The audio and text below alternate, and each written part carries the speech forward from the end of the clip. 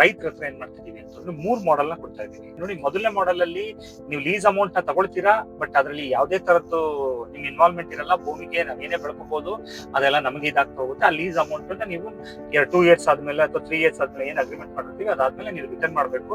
Return ಮಾಡ್ಲಿಲ್ಲ ಅಂತಂದ್ರೆ ಅದಕ್ಕೆ ಇಂಟ್ರೆಸ್ಟ್ ಅಂತ ಲೇಗ್ ಆಗ್ತಾ ಹೋಗುತ್ತೆ. ಏನ್ ಅಮೌಂಟ್ ಕೊಟ್ಟಿರ್ತೀವಿ ಅದಕ್ಕೆ ಇಂಟ್ರೆಸ್ಟ್ ಆಗ್ತಾ ಹೋಗುತ್ತೆ. ಅದು 5 ಇಯರ್ಸ್ ತನಕ ಇರುತ್ತೆ. ಇಲ್ಲ ಅಂತಂದ್ರೆ ಅದು ಬೇರೆ ಮಾಡೆಲ್ ಅಲ್ಲಿ ನಾವು ಮುಂದಕ್ಕೆ ತಗೊಂಡು ಹೋಗ್ತೀವಿ. ಅದು ಲೀಸ್ ಮಾಡೆಲ್ ಅಲ್ಲಿ. When it comes to the rental model, no ಜಂಜಾಟ, ಯಾವ್ದ್ರ ಬಗ್ಗೆನೂ ಜಂಜಾಟ ಇಲ್ಲ. ನಿಮ್ಮ ಭೂಮಿಗೆ ನಿಮಗೆ ರೆಂಟ್ ಬರ್ತಾ ಹೋಗ್ತಿರುತ್ತೆ ಅಷ್ಟೇ. ಏನ್ ಅಗ್ರಿಮೆಂಟ್ ಮಾಡ್ಕೊಡ್ತೀವಿ ಅಲ್ಲಿ ತನಕ ನಾವು ರೆಂಟ್ ಕೊಡ್ತಾ ಹೋಗ್ತೀವಿ. ಅಂಡ್ 3ನೇ model it's a beautiful model. ಇದೇನಪ್ಪಾ ಅಂತ ಹೇಳಿದ್ರೆ, ನಾವು ಮತ್ತೆ ರೈತರ ಜೊತೆ, ಲ್ಯಾಂಡ್ ಲಾರ್ಡ್ ಜೊತೆ ಕೊಲಾಬ್ರೇಷನ್ ಆಗ್ತೀವಿ. ಕೊಲಾಬ್ರೇಷನ್ ಆಗಿದ ತಕ್ಷಣ ಏನಾಗುತ್ತೆ ಅಂತಂದ್ರೆ, ಭೂಮಿ ಏನಿರುತ್ತೆ ಅವನು ಎಷ್ಟು ಭೂಮಿ ತಗೊಂಡಿದ್ದಾನೆ ಆ ಭೂಮಿನೆಲ್ಲ ನಾವು ಮಾಡ್ಕೊಡ್ತೀವಿ. ಅಲ್ಲಿಗೆ ನಾವೇನ್ ಮಾಡ್ತೀವಿ, ಇನ್ವೆಸ್ಟ್ಮೆಂಟ್ ಮಾಡ್ತೀವಿ.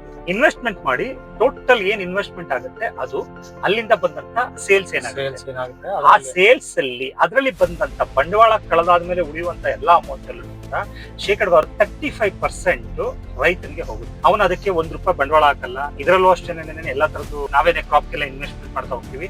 ರೈತಂದು ಯಾವುದೇ ತರದ ಇನ್ವೆಸ್ಟ್ಮೆಂಟ್ ಇರಲ್ಲ. ಅವನಿಗೆ ಏನಾಗುತ್ತೆ ಅಂತ ಹೇಳಿದ್ರೆ ಅದರಿಂದನೂ ಕೂಡ ರೆವಿನ್ಯೂ ಜನರೇಟ್ ಆಗ್ತಾ ಹೋಗುತ್ತೆ.